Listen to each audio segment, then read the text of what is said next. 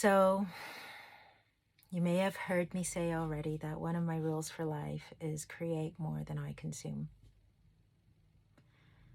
This is something that I put in place in my life as a response to the way my brain works, the fact that I have ADHD, the fact that I have got so much chaos going on in my mind. I have so many thoughts arising continuously in my mind. And so if I am paying attention to something, it takes so much effort and energy to be taking in content. And this is not how it expresses for everybody with ADHD, but for me, one of the ways that this expresses is that I find it really difficult to listen to music,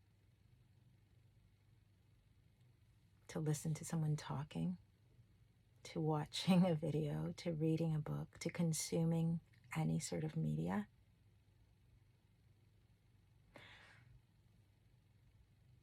I know that a lot of people watch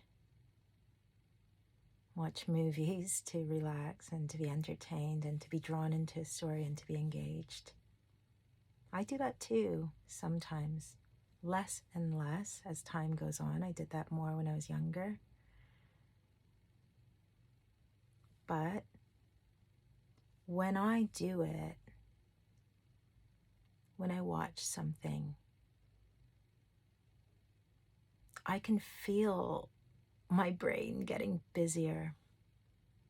I can feel my brain getting noisier. And when I've been watching stuff but not been getting stuff created myself, when I've not been organizing my thoughts or making sense of all the thoughts arising for me, when I've been consuming more than I've been creating, I get exhausted and everything just shuts down. When someone sends me a link to something they want me to read or watch or listen to, people who know me well understand. They understand that I may or may not look at that or listen to it or watch it. They understand that it is a big spend for me to go and listen to that stuff or watch it or try to take it in. They know it's a big ask. And so if they find something particularly inspiring or worth consuming, of course, send it along. I'm interested in knowing. But I might not watch it straight away or ever, because it depends on my energy for that kind of consuming and how I'm going to spend it.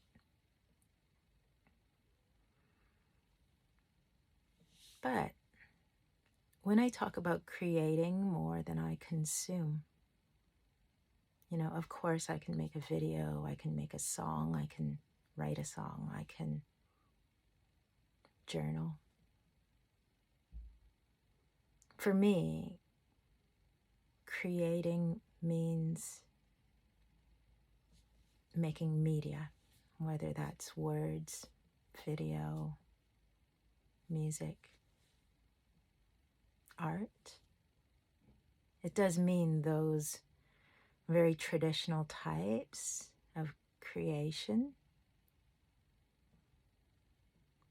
But everything in life is actually a creative act.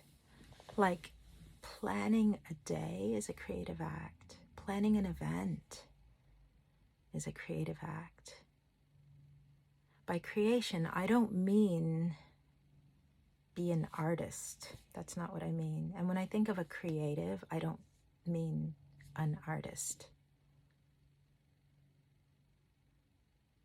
I see every person as creative.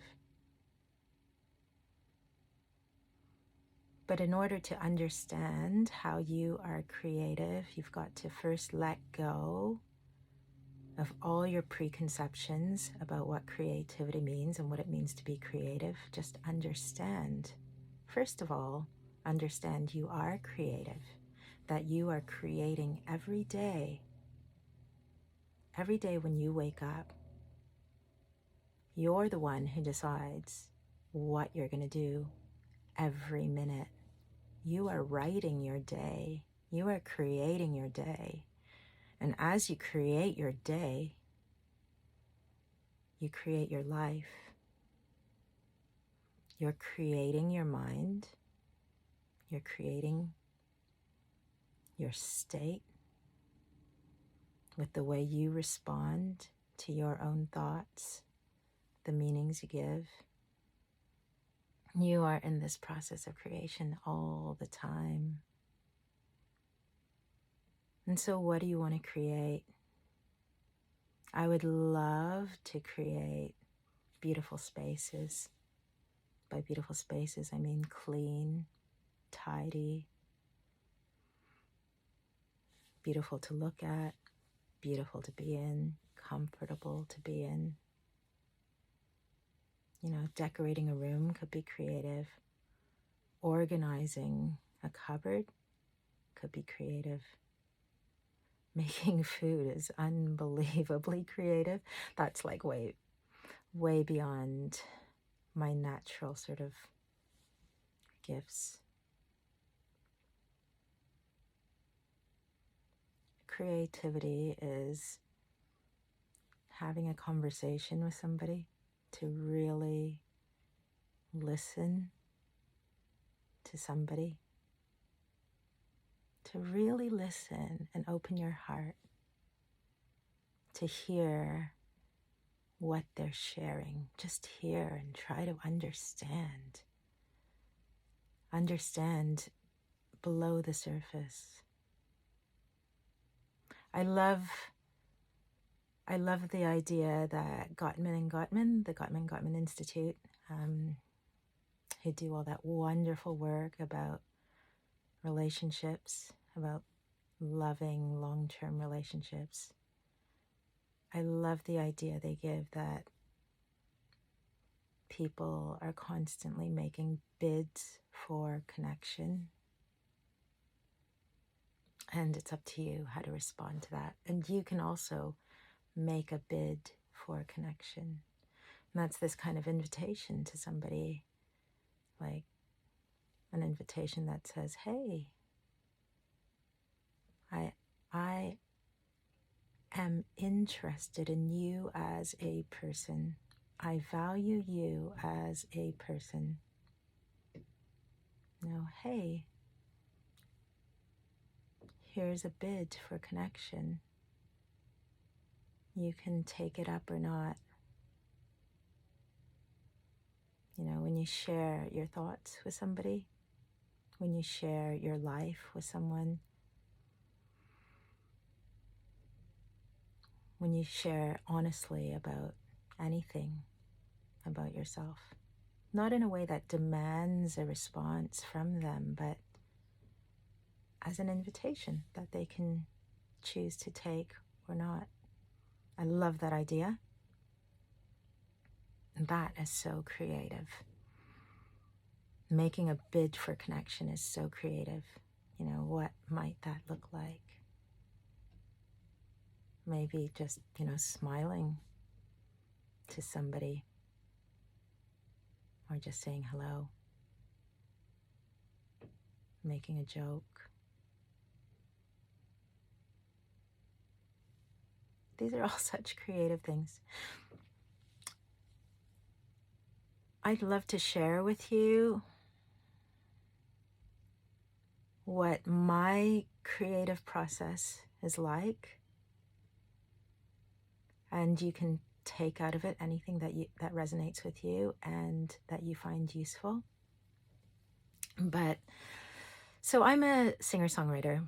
I've released a couple of albums. If you go on Spotify, look up Leesun, Leesun, you can find the music I've released so far.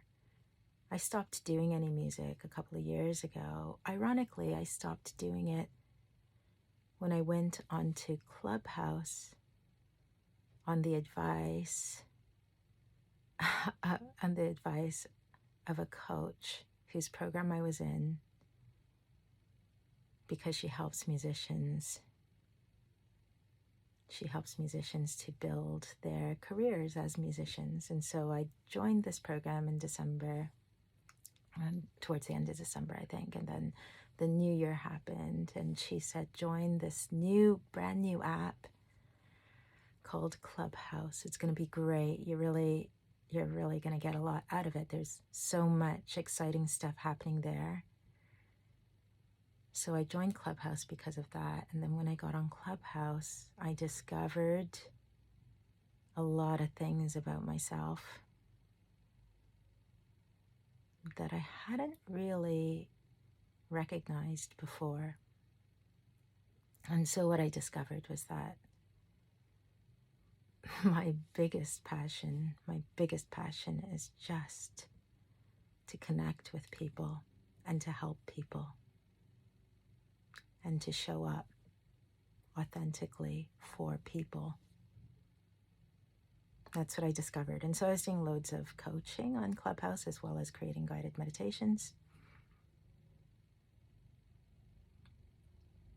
And I stopped doing music then. Well, I was actually playing live on Clubhouse a lot. I loved that, but that was all about connecting live with people. So I was playing the piano and singing onto my phone on this app. If you don't know it, if you haven't experienced it, it'll sound really odd to you, but if you look it up, the app still exists. I'm pretty sure there's lots of live music still going on Clubhouse, so you can jump into some Clubhouse rooms and listen to musicians singing and playing still. I was only on there for a few months, and those few months completely changed my life. That's when I discovered I have ADHD, or the thought first crossed my radar that was a possibility. Such a bizarre idea. But yeah, and then that led to my learning more about ADHD, and then that meant I started understanding myself a lot better. And eventually that led to my starting medication 4 months ago for ADHD, which has led to me being here right now making this video with so much joy at how unbelievable my journey has been the last couple of years. Unbelievable to me because I didn't plan any of it. And if you had told me 2 years ago that in 2 years I would be officially going public with a coaching business, I would have said, what? Why? I don't think that's me. I don't think that's for me. I just want to write songs. I just want to write songs and maybe perform them sometimes.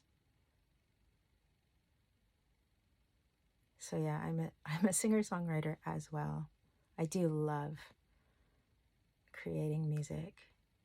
The reason I started writing songs is because I never knew what I was feeling and what it was about. I was so disconnected from my feelings. I thought I wasn't a very feeling person. So I would just have this sort of vague sense and vague little signals that something was bothering me, but I didn't know what. didn't know what I wanted, didn't know what I was feeling. I would just have this vague sense. And this is when I was like 21 at university. I was studying classical piano in Vancouver. Long story. I don't really do anything in that world anymore, that classical piano world. But it was during that time that when I was supposed to be practicing the piano, and I would go and sit there at the piano, and my mind would be in such a state of distress from the dopamine deficiency. I now understand that's what that feeling was. And the nonstop default mode network, that connectome firing nonstop.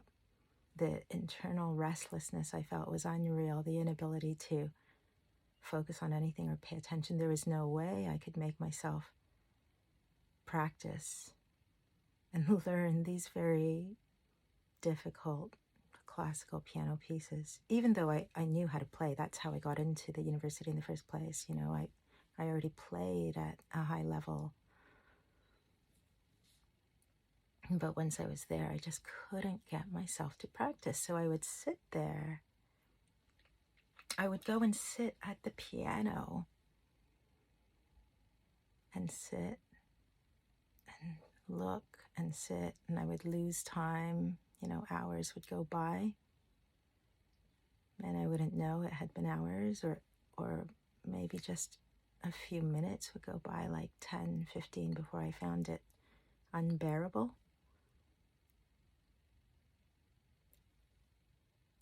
But it was in that moment,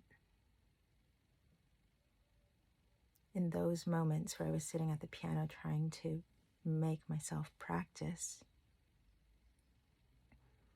that instead of practicing, I heard a song, and it was just like a little something that just wanted to come through, and I didn't know what it was, but I was like, I hear something, I feel something, what is it? And I listened, and I put my hands on the piano, and I wrote my first song, which is, the song's called Mickey Mouse. You can find it. You can find it on any digital streaming platform. It's from my first album, which is called Prime. I wrote that in 1995, when I was at university.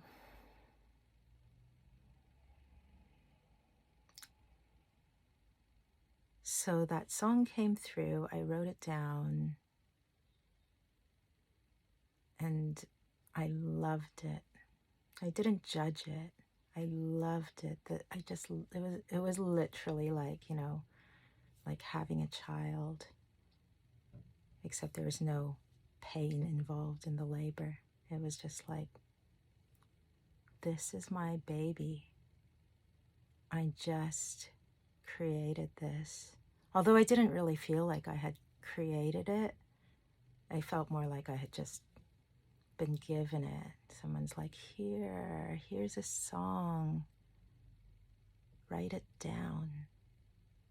And so I did. And after I wrote it down, I was like, ooh, these lyrics, they really resonate with me.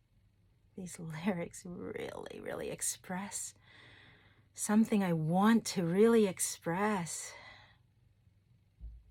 It's something about how I'm feeling. It's something about who I am. And that kept happening for, you know, I was at that university for 3 years. And all throughout that time, that kept happening. I didn't know at the time I didn't know in 1995, when I wrote Mickey Mouse, I didn't know that was what was going to happen. I didn't think of myself as a songwriter. But it kept happening, particularly when I was trying to practice what I was supposed to be learning, which I never really learned.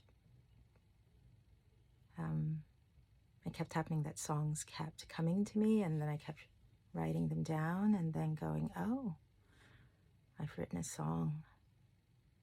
And then I would share it with my flatmates.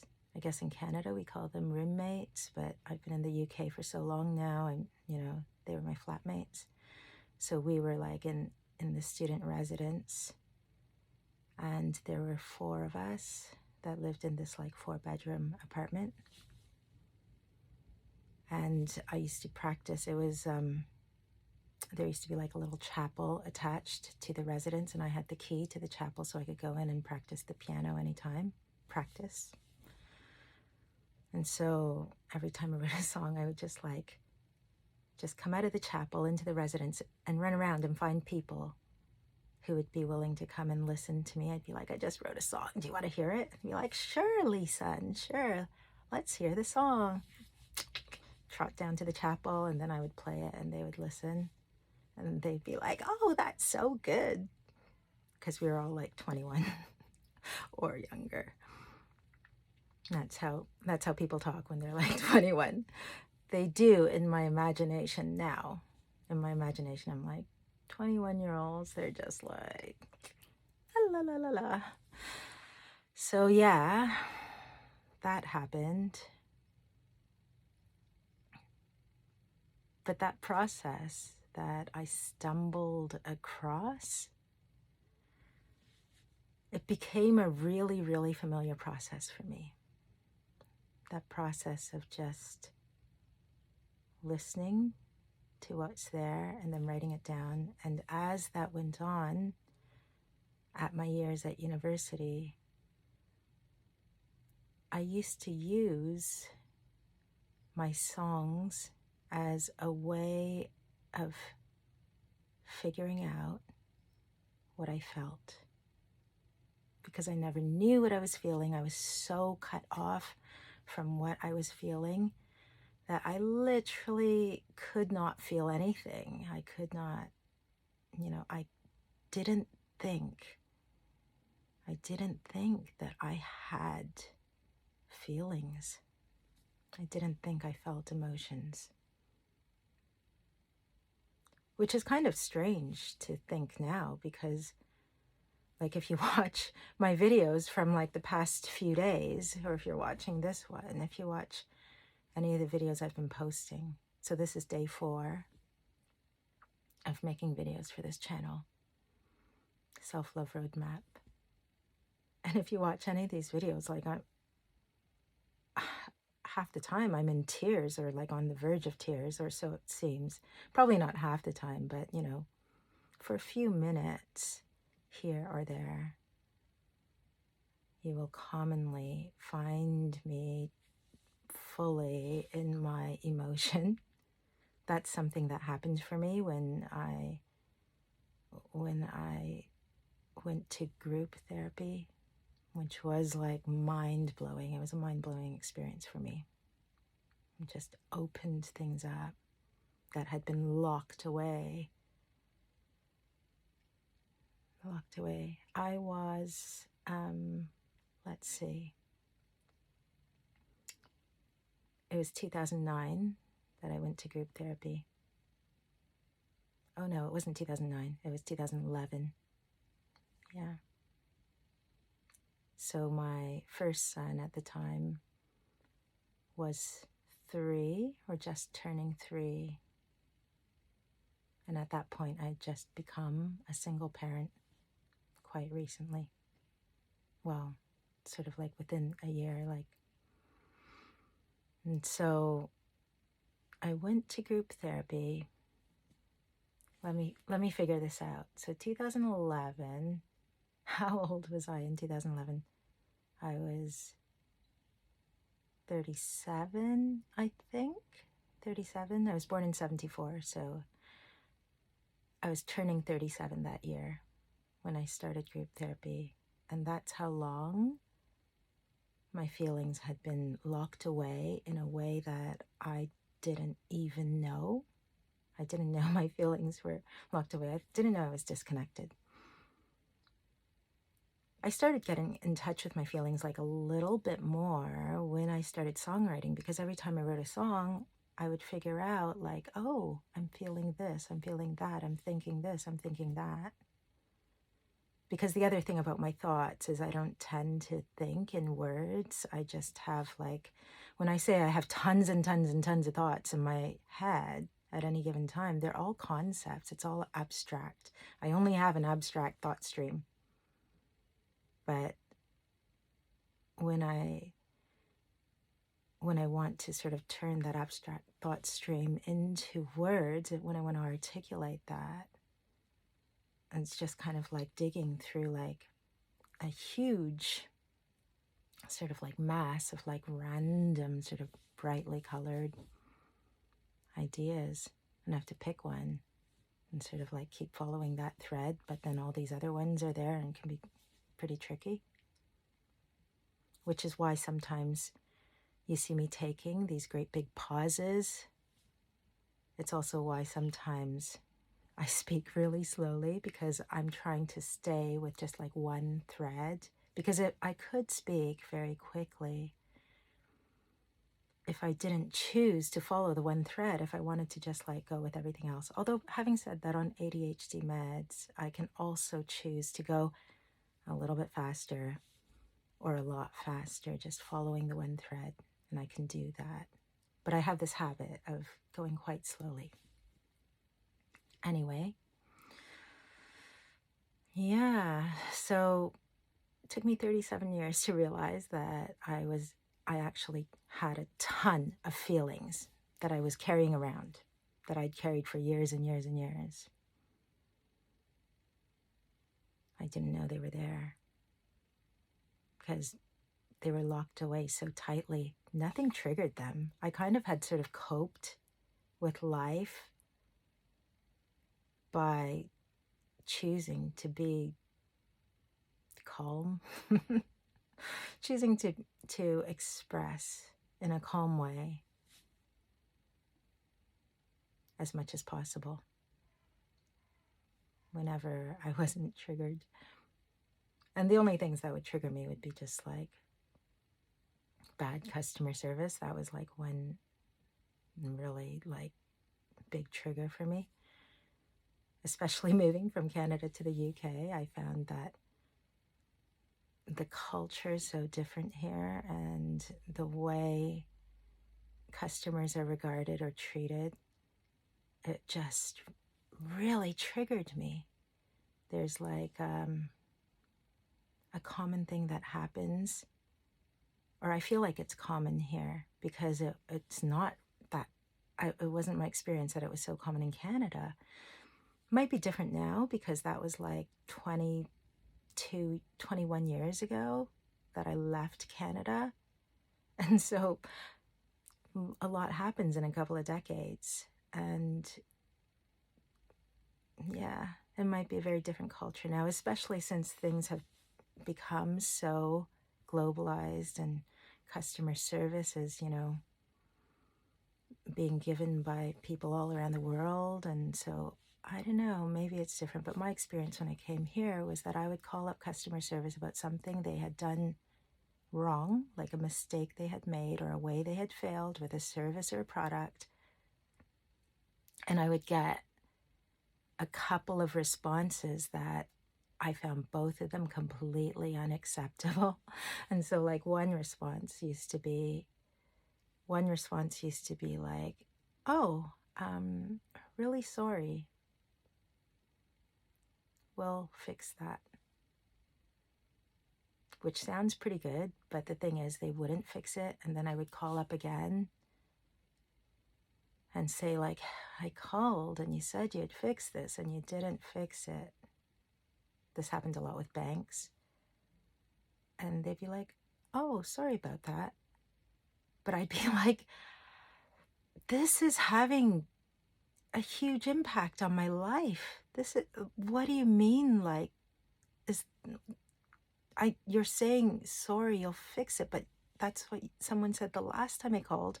And so how am I supposed to believe you? And so that was like the one kind of response.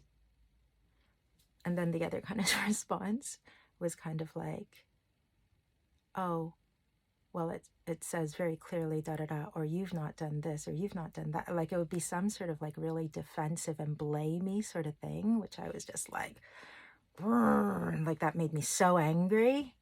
And so, like, aside from that anger being triggered every once in a while, I was not at all in touch with my emotions and just really calm all the time, except for these few times when I exploded or got like really irritable, just completely unable to manage all the stuff I was holding in that I wasn't even aware of.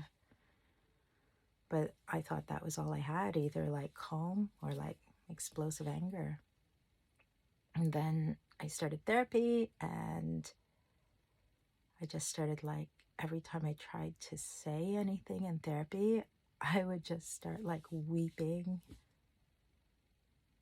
and cry and just like, and I was like, oh my God, like I couldn't believe like the depth of feeling I had, and the breadth of it, and how powerful it felt, and how, I don't know, difficult it was. And it wasn't difficult. Like it was such a relief to feel anything and to get it out. But it was like a lot of sadness, a lot of grief, a lot of pain.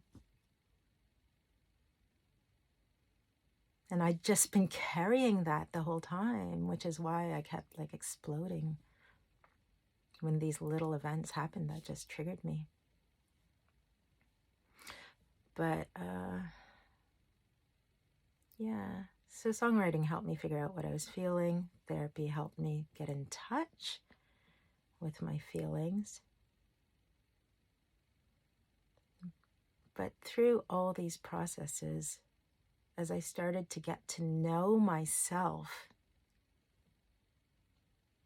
and as I explored that songwriting process and performing and sharing my songs and connecting with people in that way, oh my gosh, my nose gets so pink whenever I well up. I've been noticing that the past few days, because I'm not normally talking to camera when I'm getting really emotional. Normally I'm talking to a human being or on the phone or, whatever, not to myself on camera. But I just noticed that whenever I get really sort of like, feeling these feelings, I notice that my nose just goes bright pink. Interesting. Like it's like my body just diverts all my blood flow to the end of my nose, but whatever. So yeah, the creative process for me, it is, what does the creative process means? What does the creative process mean? For me, it means stopping trying to do something. Because so much of the day, I'm trying to get something done. I'm trying to get somewhere. I'm trying to learn something. I'm trying to be something. I'm trying to make something. The funny thing is, right now, like I am making something, but I'm not trying to make something. There's a difference. So me doing this right now on camera, sharing in this way, this is me being fully in the creative process that I know so well and love so much. That's what I'm doing right now. And it's only in the past few days that I've understood that I'm allowed to do this. Before, when I was trying to get comfortable on camera, when I was trying to generate little videos, I thought I had to do it a certain way. I thought this was a thing that was defined. It was like,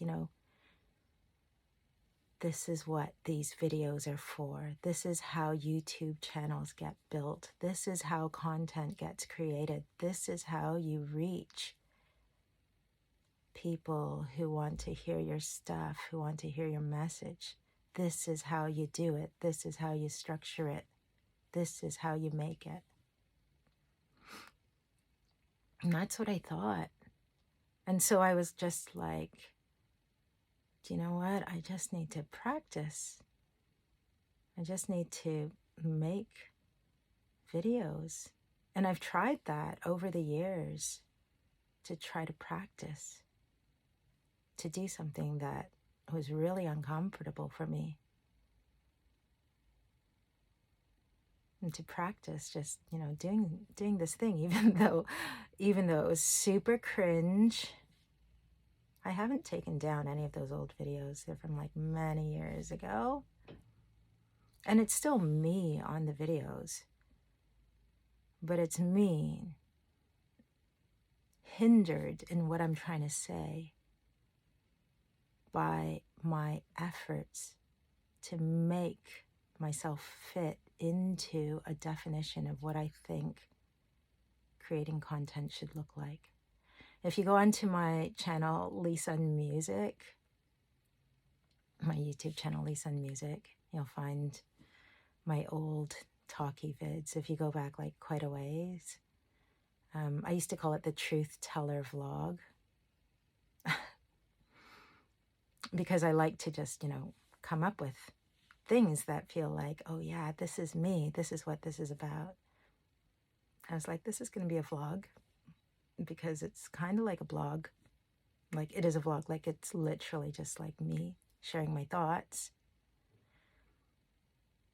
But I am so passionate about truth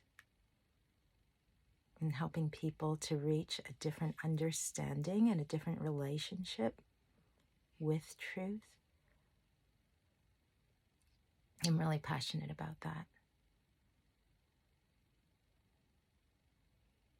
Because I'm passionate about personal freedom, about people being free, people being empowered, people stepping into their power and their authenticity to bring the incredible stuff that's within that is hard to get out because they're sort of, blocked by all these definitions and conditions that they feel they have to follow, just like I felt I had to. I'm also passionate about debunking myths that I encounter constantly, where people are just like trying so hard, but those efforts are based on something that's not true. It's like, wait, that's great. You're trying hard. That's great. You're showing up and putting in this work. But you're working against yourself.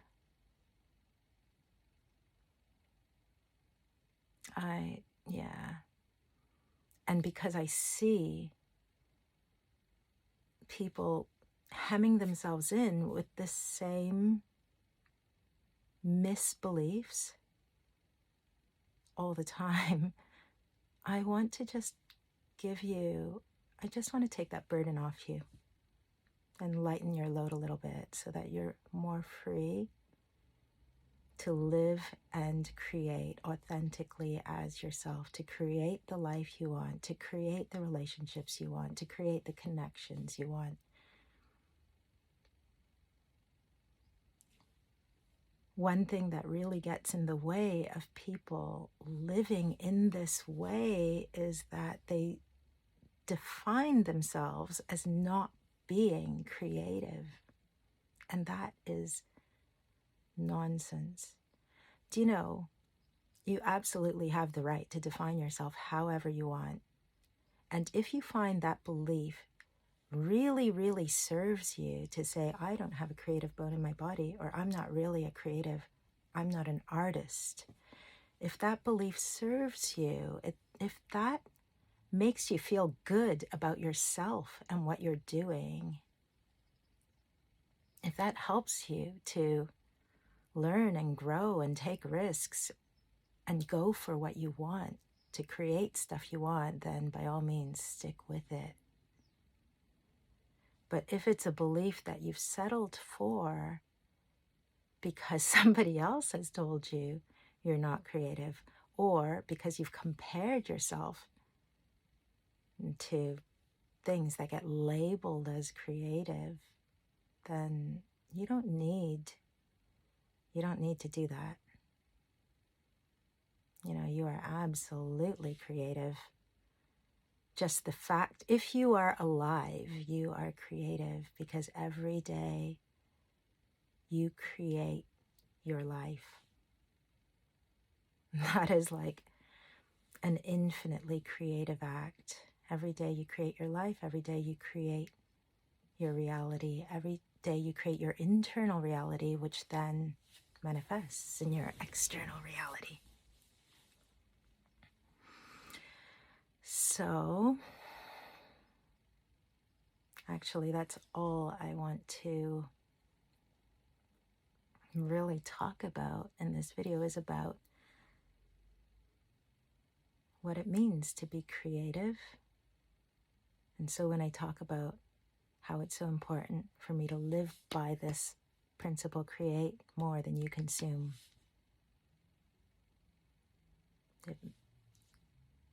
it has a huge impact on my mental well-being, on my emotional well-being. Huge. If I consume more than I create, it just drains me. It stresses me out. I just feel like, I'm working too hard. Because consuming is a real drain on me anyway. Some people, they consume stuff without it being hard work. It actually does the opposite. It kind of recharges them. Like some people listening to music, like they'll listen to music all day long. It doesn't drain them. It actually helps them with the stuff they need energy for. But for me, that's all consuming. I very rarely listen to music. It would be much easier for me to just compose music all day than listen to it. It would be a lot harder to be listening. It would just drain me. But in terms of what creating might look like, for me, creating is always about connecting with the present moment and listening in that moment to what arises. It's about giving space to what's arising. So creating this video, creating the videos I did the past few days, like yesterday I created a video that was over 2 hours long. Today I'm gonna keep it under an hour. I feel like yesterday's video,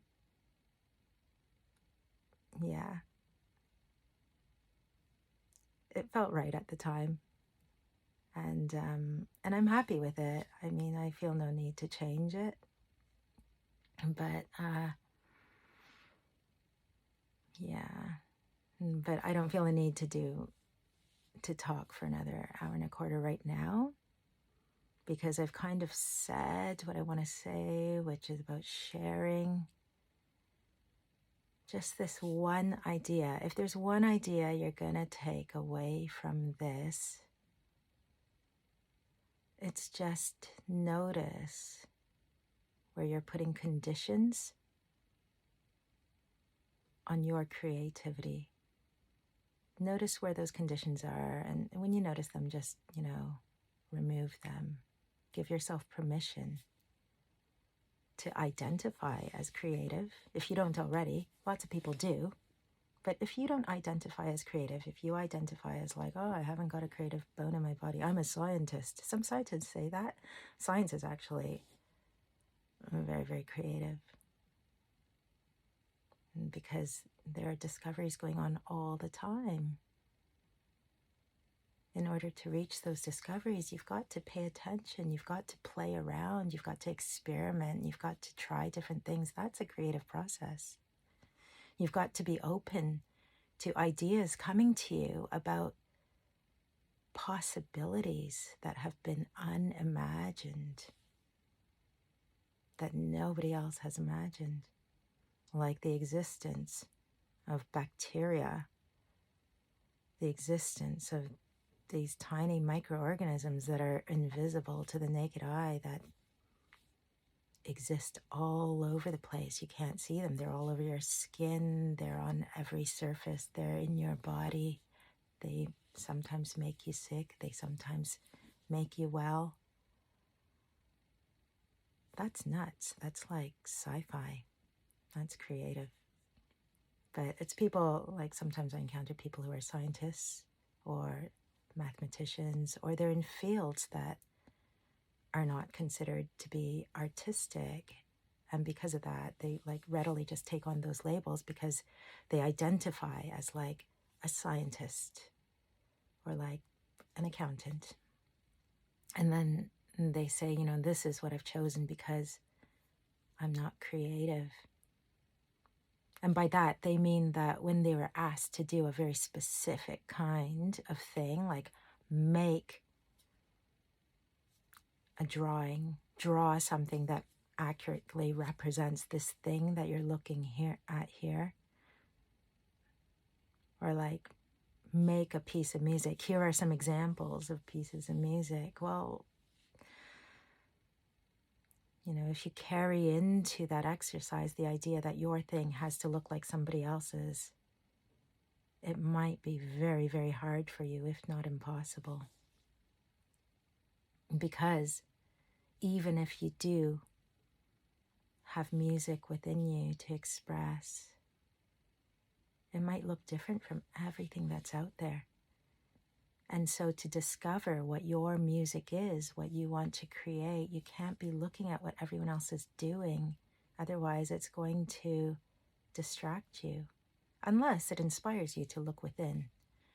But at some point, you're going to have to get that from within yourself instead of trying to get it from externally. So creating is just a process of pausing, take a deep breath, see what arises, pay attention to what arises, try to express it, try to not judge it. I'm in a habit of not judging anything that arises, that I create. I'm in the habit of being really curious about what it is because I never know what's going to come up. And that habit started when I started songwriting, because I was doing it to figure out what I felt. I never knew what I was going to write. I never knew what the lyrics were going to be. I never knew what the song was going to be about. Sometimes like a story would emerge and I'd be like, holy crap, like what is that story? Or a theme or an idea or a feeling. It was always like watching somebody else make something. And so it's kind of like, you know, it's like watching an animation of, or like a video of somebody drawing or painting something. You're like, ooh, what are they going to do? What are they going to make? And that's what the creative process is like for me. It's kind of like, what's going to come out? What's going to come out? What is it going to be? And so try to do that. And of course, in that process of like, what's going to come out? What's it going to be? You might also have like, you know, in the midst of that, as you're listening, you might be like, ooh, I kind of feel like doing something like this, making something like this. I imagine if you're really good at cooking, if that's one of your creative expressions, you might, you know, have to think about what you want to make, and you might have an idea. Like you might just be like, I kind of want to make something kind of really flavorful or really subtle.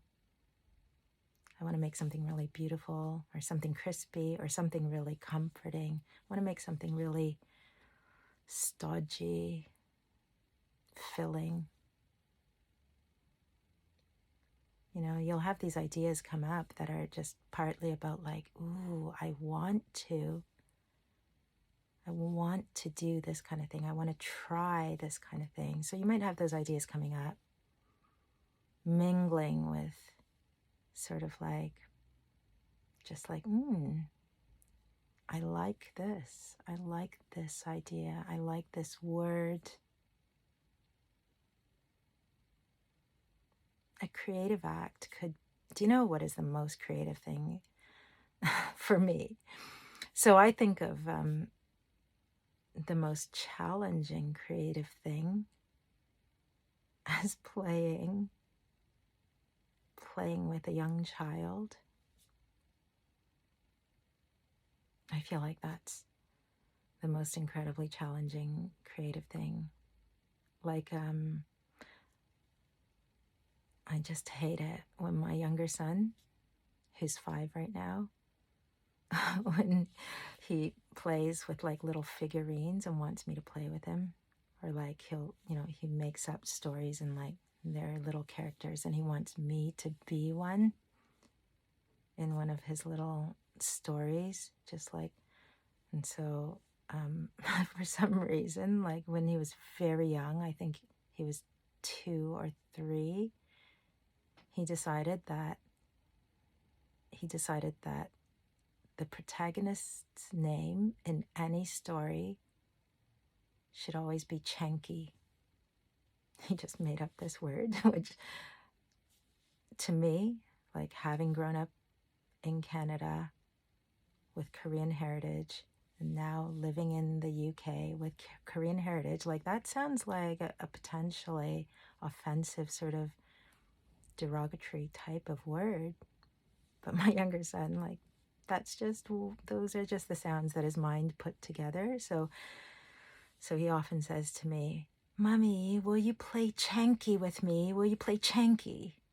And I'm just like, no, I'm really sorry. I can't play Chanky with you right now. I just don't want to play Chanky with you. That's what my answer is like 90% of the time, because I find the game so challenging, which is just a free flow sort of make up a story. I just find it incredibly dull.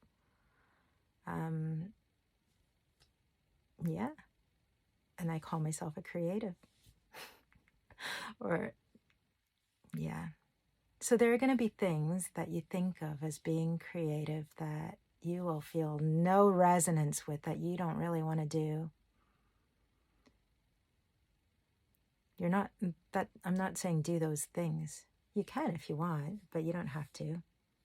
I'm saying that to find what your creativity is, to find the ways that you create, first of all, just look at the things you like doing that aren't consuming specifically.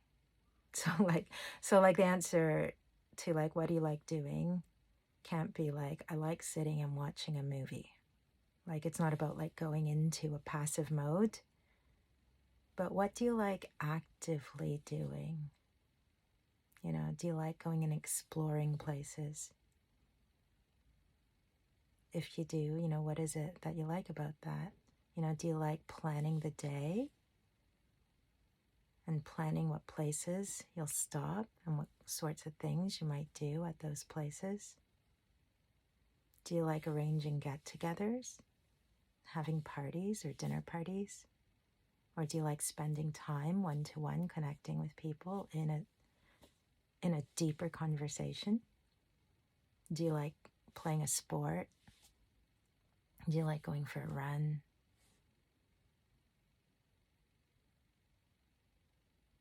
Do you like to journal?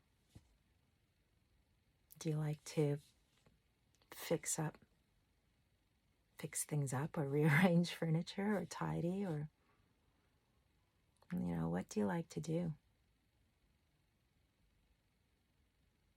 Those are the things that you like to create. I'd say do more of that. See how that feels. Create more of what you like to create. Create it the way you like to create it. It's funny, sometimes, a lot of what I teach is about trying something completely different to what you've been doing. Try responding differently, because if you're wanting to change something in your life, which is the only reason I would be helping someone, is if there's something that you actually want to change, something you want to improve or do differently, or, get relief from, or whatever. If you want to change anything in your life, the thing is, those things are created by your thoughts and your beliefs, your actions, your emotions. Like, it's created by who you are and your state. That's, creating your life and your outcomes constantly. And so if you want to change that, and it's very simple, all you do is change something that you're doing as a pattern, something you're doing habitually. You break the pattern, you interrupt it, and you introduce something different. And so,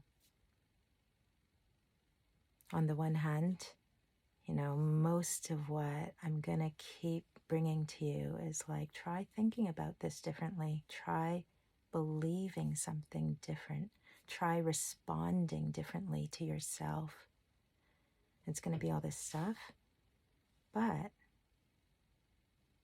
when it comes to creating,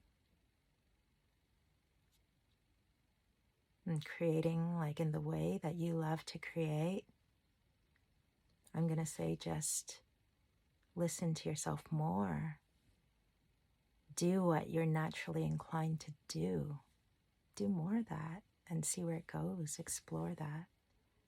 Explore what it's like to make more time for that in your life.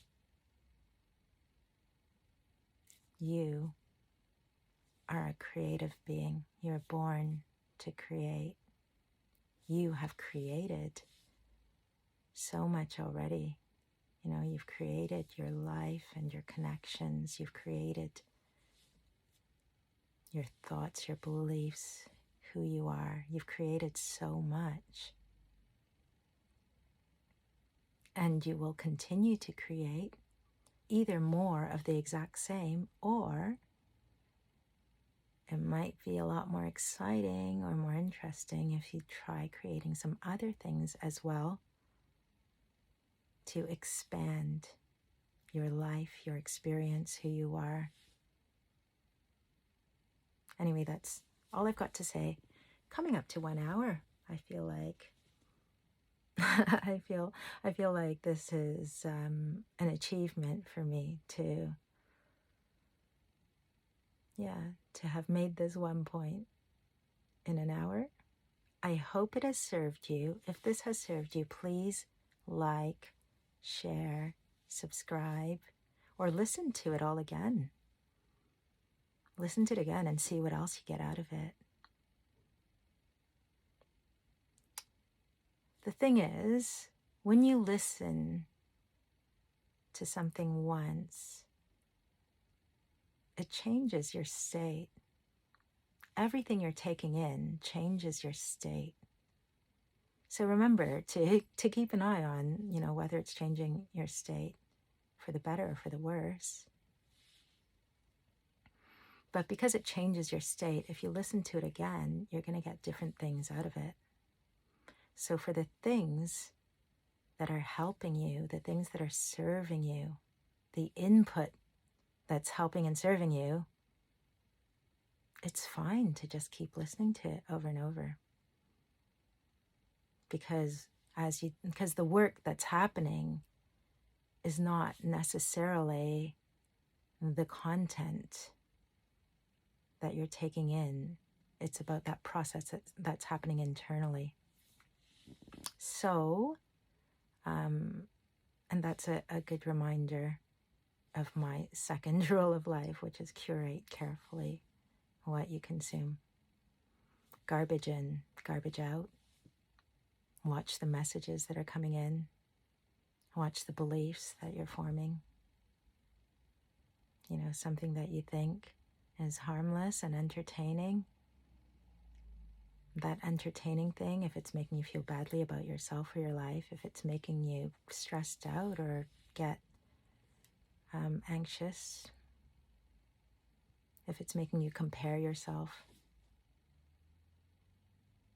you need to have a look at that and maybe, cut back on that. I hope this video is not doing that to you. If it is, then, take a break from it. Find other things that challenge you in a more positive way. But yeah, find the inputs. Find the words and the inputs. Find the thoughts that serve you. Find the inputs that serve you. Keep noticing what you're consuming. Cut back on the things that aren't serving you. If it's not serving you, it has no place in your life. Space in your life is valuable. Your life is valuable. Your time is valuable. If something is not serving you in terms of what you're consuming, don't give it valuable space, especially valuable headspace. If a thought is not serving you, if a belief is not serving you, don't give it that incredibly precious space and power within yourself to create your outcomes. Why would you let something that doesn't serve you create your life for you? So on that note, I will say goodbye for now.